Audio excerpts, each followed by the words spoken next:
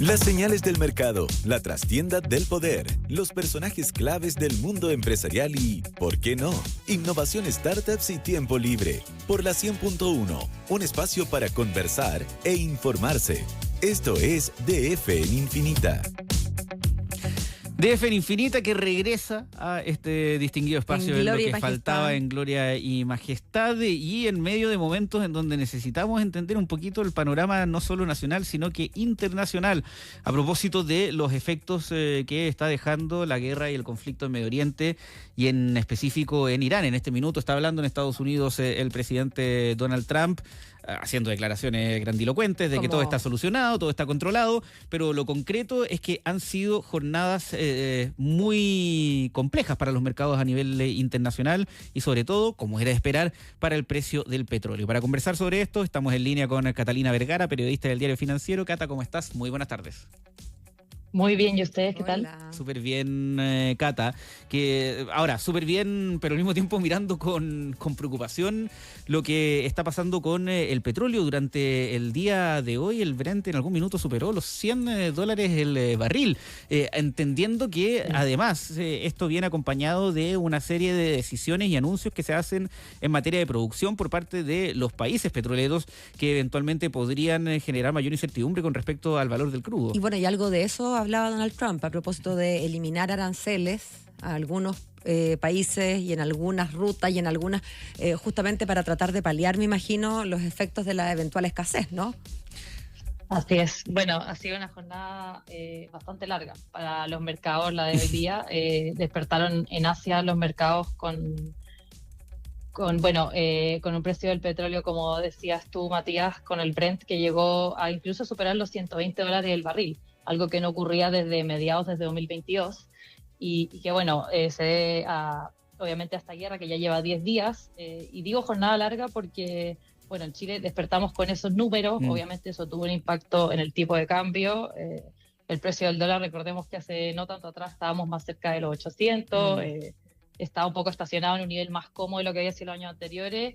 Hoy día ya estuvo cerca de 920, bueno, las jornadas anteriores también de la semana pasada, incluso cerca de niveles de 950, y eso también, bueno, donde el día se fue calmando ya hacia el cierre del día con estas palabras de Trump. De hecho, después de que él dijera que la guerra estaba prácticamente terminada, el precio del petróleo bajó los $90 el barril, pero todo se siente como que sigue siendo un poco noticia en desarrollo, y que todavía nos puede seguir impactando a nosotros. Es que ahora vamos a llegar al contexto chileno, Cata, pero también entender que parte del pánico de los mercados que marcó la jornada del día de hoy tiene que ver con que el mismo fin de semana Donald Trump, sus declaraciones fueron bastante menos auspiciosas, cuando dijo, bueno, el aumento del precio del petróleo es un pequeño valor que vamos a tener que pagar por la seguridad de Estados Unidos. Entonces...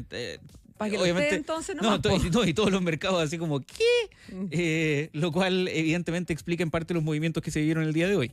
O sea, lo que diga o no diga el presidente estadounidense modifica radicalmente el escenario de los mercados. Siempre. Sí, o sea, los mercados están muy atentos a lo que diga Trump, y bueno, también hay que entender un poco el contexto de lo importante que es esta zona, que es el canal de Hormuz. El tráfico marítimo, desde que comenzó esta guerra, ha disminuido en un 90%. Es un estrecho que transporta aproximadamente un quinto del suministro mundial de petróleo.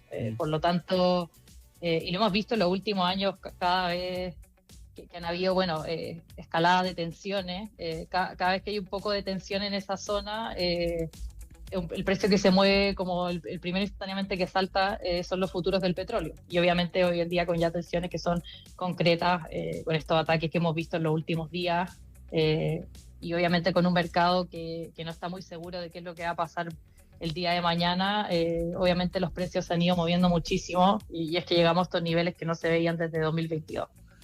Ahora vamos a lo que le importa a los chilenos, Cata, porque uno ve este tipo de conflictos cuando estallan y al tiro es cómo nos afecta esto a nosotros, ¿no? Cómo nos afecta esto al bolsillo, qué tantos efectos podemos ver durante las próximas semanas o durante los próximos meses en, por ejemplo, el valor de los combustibles, a propósito del aumento del precio del petróleo, que siempre tiene el apéndice, la salvedad, el llamado de atención de que tenemos, por suerte, una cosita que se llama MEPCO, que puede evitar... Claro, nuestro parachoque. Que puede evitar que el golpe sea tan fuerte, pero claro, ¿de qué forma se puede vislumbrar que esto termine afectando el bolsillo de los chilenos durante las próximas semanas y meses?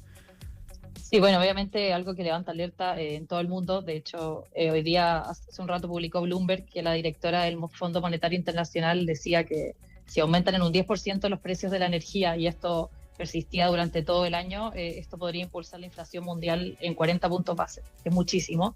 Y eso también obviamente nos pega a nosotros, como somos una economía abierta, una economía que importa mucho petróleo. Obviamente eso tiene un efecto y lo primero que se refleja, claro, porque uno hablando con economistas, con analistas, cuál es el impacto, ellos te dicen esto se nota al tiro en la inflación, en el precio de las bencinas. Calculaba Euroamérica que sería más o menos, con el precio que vimos el día de hoy del petróleo, sería más o menos 150 pesos al alza en las bencinas. Que claro, como decían ustedes, existe el mecanismo de estabilización de precio de combustible, el MEPCO, que un poco ayuda a que esto no sea de golpe. Entonces, claro, sería una alza escalonada que se iría viendo los siguientes meses, pero que parte en marzo. Y eso también, obviamente, tendría un reflejo ya, lo podríamos ver desde el IPC de marzo y en la inflación hacia los siguientes meses del año. Ahora, esto obviamente el efecto de cuánto se puede sentir, cuánto rato se puede extender, está directamente relacionado a cuánto se extienda el conflicto, ¿no? Y cuánto, entre otras cosas, por ejemplo, se vean afectadas zonas del planeta como el Estrecho de Hormuz. Claro, bueno, eso es un poco lo que se planteaba. Obviamente hay un efecto que ya se va a ir inmediatamente en marzo, pero por ejemplo, lo que calculaban, o sea, las estimaciones que hacían, por ejemplo, en BCI, era que ellos creían que este incremento que se está viendo en los combustibles iba a durar más o menos hasta julio, y con eso ya en el primer semestre tendríamos un 0,5% adicional en la inflación.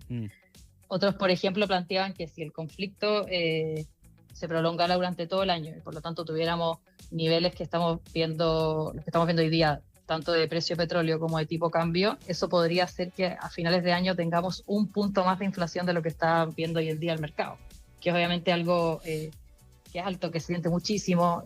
BTG Pactual, por ejemplo, hablando de otro importante actor del mercado, creían que si seguíamos con estas tensiones durante todo el año, también podría ser cerrar el año con una inflación entre 3,5 y 4%, que es más alto de lo que está viendo hoy en día el mercado, que previo al conflicto creía que la inflación iba a estar bajo 3%, que es la meta del Banco Central durante la gran mayoría del año. Por lo tanto, es un aumento que sí se sentiría. Lo conversábamos el otro día con el expresidente del Banco Central, Vittorio Corvo Catá, que mencionaba cómo lamentablemente Chile y todo el mundo ha tenido que enfrentar shocks económicos que tienen que ver con el punto de partida, puede ser otras cosas, puede ser un conflicto bélico, etcétera, pero ya durante 2 años seguidos, que el gran choque económico del año pasado fue la política de aranceles de Donald Trump, que todos tenían planificado que el año se iba a mover dentro de ciertos márgenes, y esos márgenes claramente se movieron a medida que Donald Trump empezó a hablar de esta política de aranceles, y que ahora el gran choque económico que vamos a vivir durante este año, bueno, comienzos de año, inmediatamente un conflicto en Medio Oriente y en un país que tiene tanta influencia en la región para sabotear, entre otras cosas, la producción y el traslado de petróleo, como es Irán. Entonces, como bien tú mencionas, la proyección era una hasta antes de este conflicto y ahora termina siendo otra de aquí a fin de año. Sí, de todas maneras. Bueno, la semana pasada habló el vicepresidente del Banco Central en un webinar de Goldman Sachs, y él llamaba mucho a, como un poco ponía paño frío en el sentido de que decía esto es noticia en desarrollo. Pero claro, obviamente algo que el Banco Central va a tener que ponderar. Tenemos a fin de mes publica su informe de política monetaria, que lo publica 4 veces al año y donde un poco se delinea cuál va a ser el panorama inflacionario para el resto del año. Por lo tanto, ahí vamos a ver qué tanto se ajustan las proyecciones. Igual algún economista poniendo un poco de paño frío en el sentido que hoy en día nosotros estamos con una inflación que es 2,4%, por lo tanto, algo de holgura tenemos en el sentido de que si llegara a subir un par de puntos igual estaríamos en 3, que es la meta, o quizá un poquito arriba de 3, pero ya niveles cercanos a la meta. Por lo tanto, quizás no sería un choque en el que, por ejemplo, tendría que entrar el Banco Central a ajustar la tasa o no, que eso ya sería si fuera un shock más bien permanente. Pero claro, es algo que todavía no sabemos. Vemos cómo las declaraciones de Trump, las declaraciones que también hacen Irán, un poco confunden los mercados en el sentido de que todavía no se sabe cuánto va a durar este conflicto, cuándo va a llegar a puerto, y eso también obviamente mueva los mercados y eso hace que veamos un efecto en los precios. Incertidumbre que no solo se extiende a la inflación, Cata, sino que también al PIB, ¿no? A la actividad del país.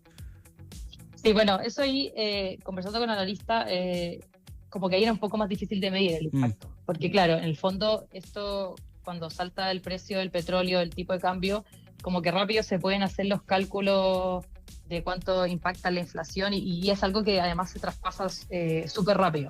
Pero ya en la actividad económica es distinto. Obviamente, si uno ve que es como un poco los efectos de segunda vuelta, porque claro, tienes lo que pega en el bolsillo, pero también cómo le pega a la empresa. Y bueno, hay distintos sectores productivos que, por ejemplo, dependen mucho del petróleo, que es como transporte, la agricultura, la pesca, la industria manufacturera. Y que si ellos, claro, ven un alza de costos para ellos, obviamente tiene un efecto en esa industria y eso puede terminar golpeando al PIB. Pero claro, me decían, eso ya es algo como más de mediano plazo y que si en el fondo, si esta guerra es una guerra como cortita y son estos días nada más, como que claro, no habría un efecto importante, pero si esto persiste en el tiempo, ahí sí podría haber un efecto. De hecho, por ejemplo, en BCI, ellos ya movieron su proyección de PIB, tenían un 2,4 para este año, que es más o menos lo que espera el mercado, un 2,5 de expansión del PIB más o menos para 2026. Ellos la bajaron a 2,2 y entregaban una advertencia que decían, claro, si estamos en un escenario que este conflicto es persistente, que en el fondo estamos como todo el año un poco en esto, podríamos tener un crecimiento de 1,4%, que sería un punto menos de lo que ve hoy día el mercado, y que claramente es un escenario bastante distinto a lo que se preveía a principio de año. Malas noticias para la administración entrante, sin duda, el llegar también con estos niveles de incertidumbre y de falta de claridad en las proyecciones, entendible por un lado, pero claro, empieza a hacer que ya haya que navegar con más cuidado el escenario económico de este año 2026. Catalina Vergara, periodista del Diario Financiero, muchas gracias por habernos acompañado, pues hasta la próxima. Muchas gracias a ustedes, que estén bien. Son las 7 de la tarde con 21 minutos. Esto fue DF en Infinita, un espacio para conversar e informarse por la 100.1.